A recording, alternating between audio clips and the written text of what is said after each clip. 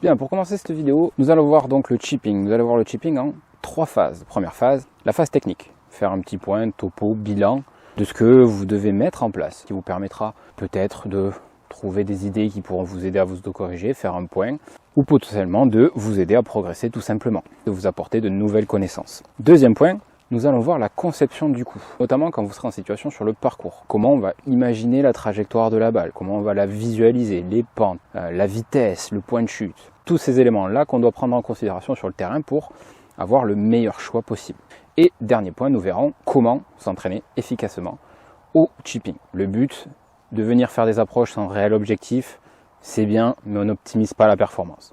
L'idée, c'est de vraiment savoir et de cibler l'entraînement. Comment construire une séance. Plus vous serez précis dans votre axe de travail, plus la progression se fera rapidement. Donc le but, ça sera de vous amener des éléments pour construire vos séances.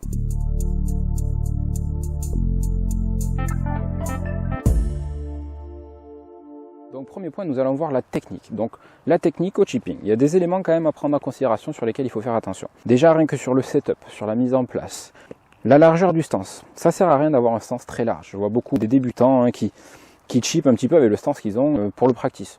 Pour le practice, on a une certaine largeur. Pourquoi? Parce qu'on a besoin de stabilité. En l'occurrence, ici, pas énormément de vitesse, donc la stabilité, on n'en a pas forcément besoin. Ça va être assez simple de se tenir l'équilibre. Donc le stance, plutôt réduit. On peut l'écarter un tout petit peu, mais voilà, à peine un peu plus qu'une largeur d'une tête de club, ça suffit largement. Mise en place devant la balle. On pose souvent la question, est-ce que je dois mettre ma balle au milieu, à gauche, à droite? Ça dépend. Ça dépend de la trajectoire que vous voulez faire. Si je veux faire une balle plutôt basse qui va rouler, je vais mettre ma balle plutôt sur mon pied arrière. Si je veux avoir une trajectoire un petit peu plus haute avec une balle qui va plomber un tout petit peu plus, qui va s'arrêter plus vite, à ce moment-là, je vais plus l'amener sur le pied gauche. Donc tout dépend. On peut jouer des deux côtés, ça dépend de la trajectoire que vous cherchez à faire. Pour ma part, un schéma classique standard, j'ai une préférence pour l'avoir un petit peu plus basse et qui roule un petit peu plus. Je me sens plus à l'aise dans cette trajectoire, surtout au niveau de la consistance et du point de chute, beaucoup plus régulier là-dedans. Donc pour moi, ma méthode que j'utilise le plus régulièrement quand j'ai l'opportunité, c'est de mettre la balle sur le pied arrière de façon à ce qu'elle soit un petit peu plus basse et qu'elle roule un peu plus. Deuxième point qu'on va aborder, au niveau des appuis, on va mettre de la pression et on va décaler l'axe, en fait, le poids de votre corps légèrement sur la jambe avant. Ça reste un coup de fer. Il faut que le club arrive dans une trajectoire très légèrement descendante. On sait que l'erreur commune des débutants notamment, c'est absolument de vouloir décoller la balle. Vous savez qu'elle doit décoller, notamment sur une approche levée, et vous allez toujours faire ça. Tendance à passer un petit peu dessous pour la prendre à la cuillère. Ça, c'est une grosse faute. Je rappelle le mécanisme des clubs. Le club pose comme ça. Si je cherche à l'accueillir, votre club va arriver comme ça. Ce sera impossible pour vous de la prendre au niveau de la phase de club. Vous allez toujours la prendre avec l'arête. Donc deux solutions. Soit vous allez venir gratter, le club va rebondir, soit vous allez la prendre avec l'arête, et comme l'arête, il n'y a pas d'angle, elle va vous partir rasante. Et c'est là, à ce moment-là, où vous faites un top, que la balle part très fort et souvent on se retrouve de l'autre côté. Donc, au niveau pression, au niveau poids du corps, on va légèrement décaler l'axe, donc tout ça, très légèrement devant. On va mettre de la pression plus sur la pointe. L'idée, c'est de sentir, voilà, je suis en appui. Alors, ne pas partir à l'extrême, comme ça. C'est juste, ici, on voit que, hop, je décale un petit peu, mon axe va passer par ici, légèrement devant la balle, et ça suffit. Et une fois que je suis là, chose importante, le poids du corps est calé, l'axe est calé, il ne va plus bouger. À aucun moment on va faire ça. D'où l'importance d'avoir un stance réduit. Si je suis très serré, même si j'ai une tendance à un peu bouger, je limite l'erreur. Ok, ça c'est très important. Axe à gauche. La balle, on a vu, selon la trajectoire que vous voulez donner. Dernier point, moi notamment pour la balle roulée, ce que j'aime bien faire, c'est avancer un petit peu plus mes mains. J'avance un peu plus mes mains vers mon côté gauche. Vous voyez, ça me crée de l'angle, ici surtout mon côté droit. Et le but, c'est que ça referme un petit peu le loft. Et je vais essayer surtout dans le mouvement de conserver cet angle-là. À aucun moment, je vais essayer de le perdre. Ça peut marcher, mais très difficile d'être régulier, très difficile d'avoir le même angle de décollage, du coup la même roule, la même consistance de balle. On reprend point par point. Je me mets en position stance serrée. Moi, je vais faire un petit peu vers la droite. Trajectoire que j'aime bien, je me sens plus à l'aise avec ça. L'axe, tac, très légèrement devant. Un petit peu de pression, je sens la pression ici. Je peux m'appuyer éventuellement avec le pied droit, comme si je voulais le faire glisser un petit peu vers l'arrière pour me stabiliser. Et une fois que je suis là, j'avance un petit peu mes mains et j'essaie de jouer avec toute la partie du haut du corps et j'essaie surtout de conserver cet angle-là. Et là, on voit, j'ai l'angle que je veux. Dans le cas où je veux faire une approche levée, première chose que je vais faire déjà, c'est changer de... Je vais prendre mon sandwich le plus ouvert. Quand vous avez la possibilité, que vous avez plusieurs sandwichs, prenez le plus ouvert. Directement, ça va vous faciliter le travail. Je vois beaucoup de gens qui n'osent pas changer de club parce qu'ils ont une préférence, ils se sentent plus à l'aise avec un seul. C'est très bien. On va toujours privilégier quand on peut notre choix de préférence, mais c'est bien aussi de s'entraîner avec d'autres clubs. Donc là, moi j'ai pris mon deuxième sandwich, le 58, le plus ouvert. Et comme je vous disais, ce qu'on va changer, ça va être déjà sur le setup, sur la mise en position. On a vu que pour avoir une trajectoire un peu plus haute, déjà sur la mise en place, je garde toujours la même largeur de stance. Par contre, je vais mettre ma balle beaucoup plus prononcée sur le pied avant. Ce qui fait que je vais avoir donc les mains toujours devant, le bout du manche toujours vers la cuisse gauche. Et on voit que ma face de club est beaucoup plus ouverte. On voyait tout à l'heure avec mon 52 énormément d'angles sur mon bras droit, sur mon côté droit. Là en l'occurrence, sur un chip levé, je vais avoir beaucoup moins d'angles. Même système après, même pression, on avance un petit peu l'axe et même mouvement. Okay, surtout ne pas chercher à vouloir la cueillir vachement avec les mains. Pareil, ça peut exister, il y a des joueurs qui travaillent beaucoup plus avec les mains, mais ça demande quand même beaucoup plus de toucher de balle, d'entraînement, c'est très aléatoire. Vaut mieux rester sur quelque chose de basique, jouer simplement sur l'angle du club. C'est le club qui va faire la trajectoire. Nous, notre mouvement, c'est d'essayer de le faire travailler correctement. Et je garde le même mouvement, c'est vraiment le bloc en haut, notamment avec le sternum, c'est lui qui va guider. Donc mise en place, devant, l'axe un petit peu à gauche, même pression et je me concentre à jouer avec le haut du corps. Voilà. Et là, effectivement, on voit que ma balle part beaucoup plus haute que tout à l'heure.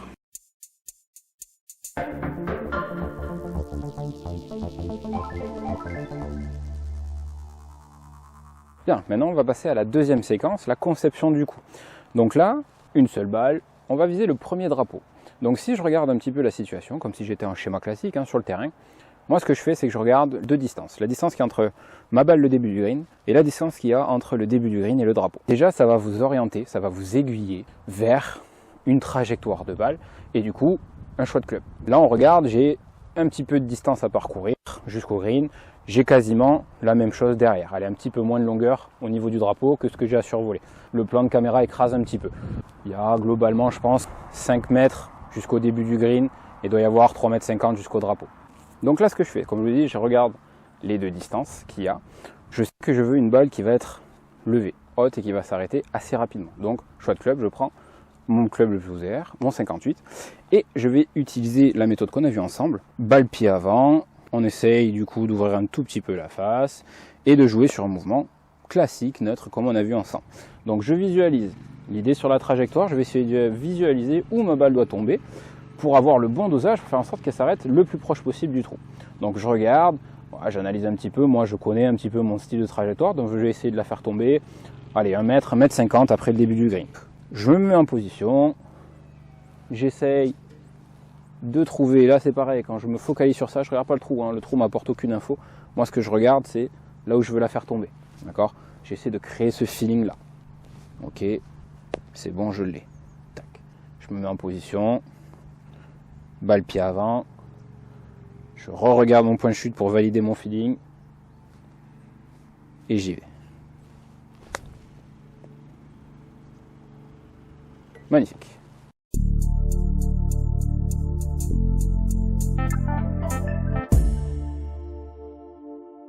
Bien, petit exercice qu'on peut faire au chipping pour travailler sur le point de chute. Moi, j'ai la chance, j'ai pris un cerceau, j'ai accès à ça.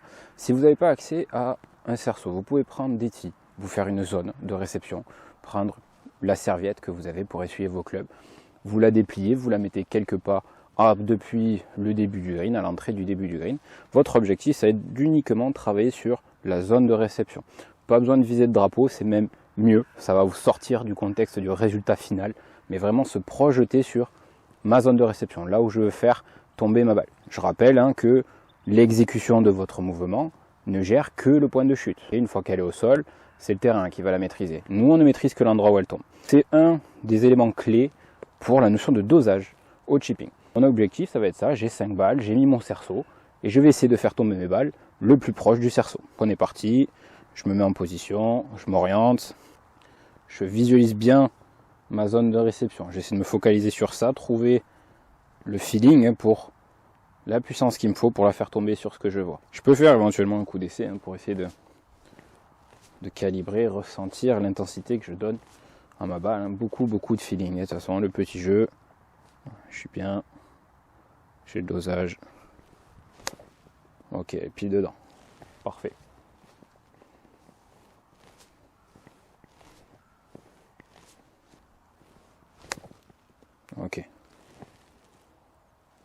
Pas mal. Déjà, vous voyez, les deux balles se rapprochent. Hein. Ils sont côte à côte, le point de chute est vraiment pas beaucoup d'écart. Il doit y avoir 20 cm, 30 cm maxi entre les deux. On voit qu'on a quasiment le même rendu. Pareil, coup d'essai. N'hésitez pas, ça c'est une chose très importante et souvent les élèves le bâclent un petit peu, même à l'entraînement. Quand vous travaillez comme ça, essayez de travailler de manière efficace. Travaillez votre routine aussi. Moi je sais que sur ma routine, je fais quelques mouvements d'essai où voilà, je regarde mon point de chute, hein, j'essaie de calibrer en fait l'intensité que je vais donner à ma balle pour trouver le bon dosage et la faire tomber à l'endroit où je veux. Et ça se développe aussi. Donc ça sert à rien de le faire uniquement que sur le parcours. Faites-le aussi à l'entraînement.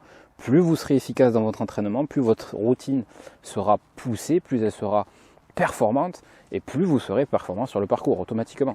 Donc n'hésitez pas, plutôt que d'enchaîner les balles les unes à la suite des autres, faites de la qualité. C'est quelque chose qui est très très important en golf.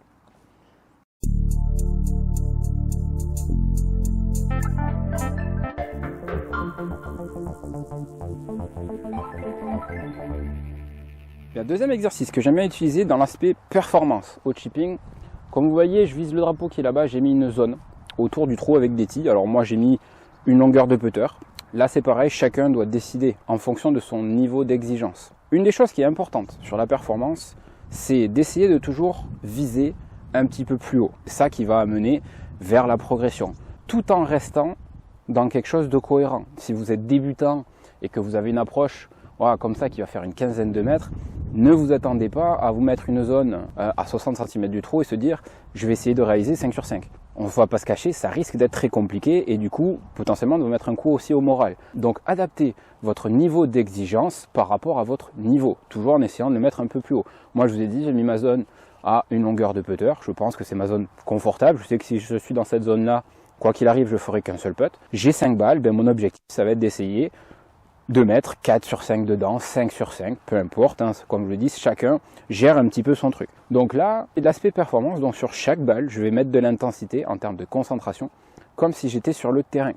Je fais mon analyse, je détermine mon point de chute et je fais surtout ma routine, comme si j'étais sur le parcours en compétition. Moi j'ai pris mon 52, je vais la jouer de la manière dont je me sens plus à l'aise parce que la situation s'y prête, donc plutôt basse, plutôt roulée.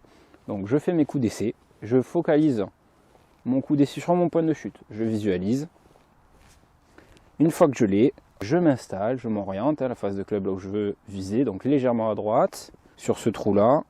Hop, position de la balle, le setup. Ok, tout est bon. Je revalide mon point de chute, mon feeling. Je l'ai, je joue.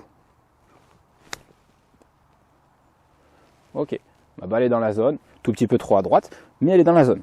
Je recommence, balle suivante. Toujours pareil, routine. Comme si j'étais en situation réelle. Donc c'est pareil, chacun a sa routine, chacun a ses éléments pour prendre en considération le point de chute, etc. Moi je fais la mienne, vous faites celle qui vous correspond. Ok, je l'ai.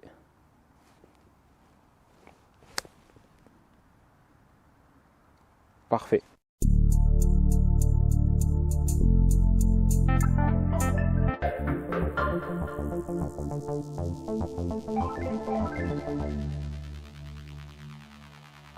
Objectif validé. Et bien voilà, j'espère vous avoir amené pas mal d'éléments qui pourront vous permettre de travailler au chipping, de pouvoir construire vos séances. J'espère que vous avez apprécié la vidéo. Si vous avez des questions, n'hésitez pas, mettez-moi des commentaires. Vous aurez tous les liens aussi dans la description sur mon site internet, comment me contacter. N'hésitez pas à vous abonner à la chaîne, mettre la petite cloche pour être au courant des prochaines vidéos qui sortiront. Mettre un petit pouce, ça m'aidera aussi à développer la chaîne. Et puis je vous souhaite un très bon golf à tous. Ciao, ciao.